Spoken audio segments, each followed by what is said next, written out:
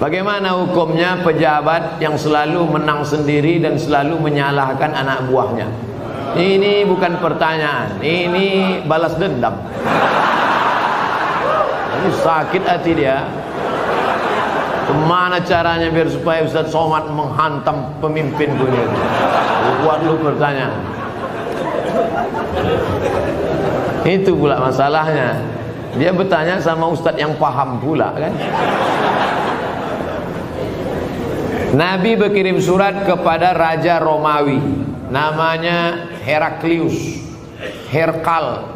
Apa kata Nabi? Aslim taslam. Kalau kau masuk Islam, kau selamat. Falaka ajrani, kau dapat 2 pahala. Kalau engkau baik, rakyatmu semuanya selamat dan kau dapat 2 pahala. Itulah enaknya jadi pemimpin. Karena kalau dia baik, rakyatnya baik, dia dapat 2 pahala. Tapi kalau kau tidak baik, falaka dzambul arisiyin, semua dosa anak-anak buahmu kau ikut menanggungnya. Oleh sebab itu maka yang paling pertama dapat naungan di akhirat nanti, sab'atun yuzilluhumullah, 7 golongan dapat naungan Allah. Saat itu naungan tak ada panas terik, tak ada atap. Di antara yang dapat naungan yang pertama bukan ustaz, yang pertama bukan ulama, yang pertama al-imamul adil, pemimpin yang adil. Tapi negara kita negara demokrasi. Kalau ada pemimpin-pemimpin kita yang zalim, yang menyalahkan orang, kita bisa lapor ke atas. Ada laporan bapak-bapak pegawai kepala dinas, lapor ke Pak Wali Kota. Pak Wali Kota ada laporan ke atas, ada atasan, ada BPK, ada Inspektorat Jenderal, ada macam. Bapak-bapak polisi, tentara, lapor ke Propam. Ada atasan yang bisa kita laporkan. Kalau takut, kirim surat kaleng. Jangan fitnah. In ja'akum fasiqun binaba'in, kalau datang orang bawa berita palsu, fatabayyanu, klarifikasi. Nah, salah tak selesai dengan ditulis di wall Facebook, tapi harus diselesaikan. Wa amruhum syura bainahum, diselesaikan dengan musyawarah. Seorang laki-laki pakai emas dalam solatnya, apakah solatnya sah? Emas itu bukan babi, kecuali dia membawa rantai babi, baru Arab. Emas tidak. Emas kalau dipegang, wudhu kita tak batal, solat kita pun tak batal. Tapi Nabi mengharamkan pakai emas. Ini mesti dipahami. Emas kalau kita masukkan ke kantong, dibawa solat, Allahu Akbar, solat sah. Tapi memakai cincin emas haram. Bapak-bapak yang pakai cincin emas, buka sekarang juga. Tak ada gunanya pengajian. Tak ada guna pengajian. Nantilah mubazir mengaji. Bapak-bapak yang sekarang pakai cincin emas, buka sekarang juga. Tak perlu tunjukkan, pelan-pelan aja dari bawah. Buka masuk. Balik dari sini, jual. Kalau batunya sayang, simpan. Mana tahu batunya zamrud, kecubung, permata, intan, simpan. Ambil batunya, ikatkan dengan perak. Cincin saya emas putih Pak Ustadz. Emas putih itu emas. Emas putih itu emasnya 80, nikelnya 5. Emas putih itu emasnya 80%, nikelnya 5%, peraknya 18%, peraknya 15%. Maka warnanya putih, tapi dia emas juga. Jadi kalau mau buat cincin, perak saja. Ini cincin perak. Batunya zamrud, asli. Mereknya Casio orang. Tak pernah saya beli. Kalau sempatlah saya beli sekian puluh juta, lalu kemudian anak yatim tak sekolah, neraka jahanam tempat saya. Bisa pula anak yatim tak sekolah, cincin kita 30 juta. Pak, minta makan Pak, belum makan pagi, kata anak yatim di lampu merah. Kita mau. Nauzubillah. Oleh sebab itu maka yang punya cincin emas, wahai Imam Syafi'i, kenapa laki-laki Islam tak boleh pakai cincin emas? Apa kata Imam Syafi'i? Robek hati orang miskin menengok cincin emas. Aku makan pun payah, kau sampai hatilah pula pakai cincin emas. Matilah kau cepat, kata dia.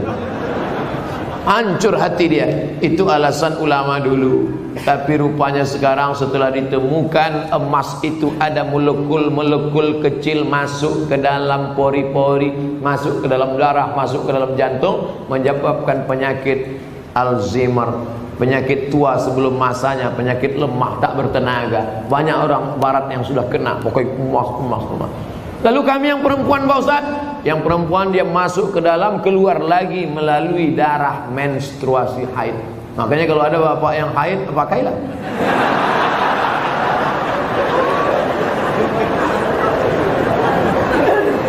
Saya selalu ketiduran, tak dapat sholat subuh. Orang yang tak sholat subuh karena ketiduran, ada hadisnya. Man nama, siapa yang tidur, walam yusalli, sampai tak sembahyang subuh, balas syaitanu fi uzuni, setan kencing di telinganya. Yang tadi tak sembahyang subuh, itu tertulis di sini, toilet setan. Makanya ceramah ini harus terus diamalkan. Balik dari sini, pergi ke toko jam di Tanjung Pinang, cari dia. Mbak, apa jam yang paling mantap di sini? Nah, ini satu. Tanya dia, ada tak jam yang bisa menyipak? Asal jam 5 menyipak dia, lempang. Sampai bangun subuh. Ibu-ibu yang membangunkan lakinya, rahimallahu mra'atan, Allah mencurahkan rahmat pada laki-laki, aiqadha ahlahu, yang membangunkan istrinya untuk sholat subuh. Bangun mama bangun. Bangun ibu. Tapi sekarang tak jelas lagi dunia ini, Ustaz.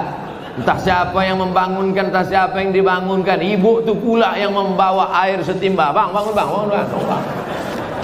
Yang aslinya kalianlah laki-laki yang membangunkan perempuan. Tak satu dua perempuan mengadu melapor, Ustaz, kusangka dulu kalau nikah sama dia aku bahagia. Dia PNS golongan 4A, gajinya banyak, tunjangannya hebat, rumahnya besar, mobilnya mewah. Ternyata setelah nikah sama dia menderita, Ustaz, macam tidur sama babi hutan. Walaupun hidup 1000 tahun, kalau tak sembayang, apa gunanya? Walaupun hidup 1000 tahun, kalau tak sembayang, apa gunanya? Besok pagi masak sarapan, ibu nyanyikan lagu itu. Walaupun hidup 1000 tahun, sambil ngacau teh. Walaupun hidup.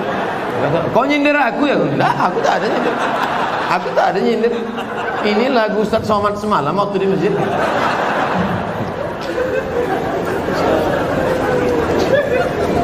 Ustaz, apa sah laki-laki sholat di rumah tapi tak di masjid? Laki-laki sholat di rumah, laki-laki solehah. Laki-laki sholat di masjid. Ini masjid kota Tanjung Pinang dibangun tapi tidak sesuai lagi dengan kota. Tidak sempat lagi bisa dilebarkan. Parkir sudah sulit, masyarakat sudah tertampung lagi. Makanya mesti dibangun nanti di lokasi yang baru, masjid yang lebih besar lagi. Amin. Yang ini tetap ramai, yang sana tetap ramai. Tengoklah, tak muat lagi orang sholat. Orang Tanjung Pinang ini kaya-kaya, tiang masjidnya emas. Ilaha illallah. Luar biasa. Orang susah mencari emas. Laki-laki di Tanjung Pinang tak ada yang pakai emas, karena mereka mau menunjukkan kayanya bukan dengan cincinnya, tiang masjidnya emas. Hebatnya lagi di Tanjung Pinang, walaupun tiang masjidnya emas, tapi jendelanya tak pakai kosen. Menunjukkan apa? Aman. Tanjung Pinang aman, tak ada pencuri. Kadang-kadang kita masuk ke salah satu masjid, kotak infak dicor. Kotak infak pakai rantai besi, pakai gembok. Di sini aman. Coba tengok masjid, lampunya pula macam lampu Masjid Nabawi. Luar biasa. Entah emas tak kuningan.